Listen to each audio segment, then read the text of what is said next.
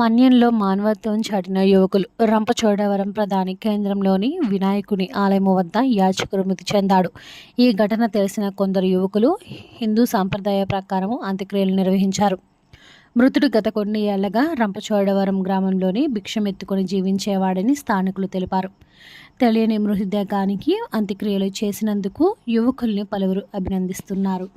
మన్యంలో మానవత్వం చాటిన యువకులు రంపచోడవరం ప్రధాని కేంద్రంలోని వినాయకుని ఆలయం వద్ద యాచకుడు మృతి చెందాడు. ఈ ఘటన తెలిసిన కొందరు యువకులు హిందూ సాంప్రదాయ ప్రకారం అంత్యక్రియలు నిర్వహించారు. మృతుడు గత కొన్ని ఏళ్లగా రంపచోడవరం గ్రామంలోని భిక్షమెత్తుకుని జీవించేవాడని స్థానికులు తెలిపారు.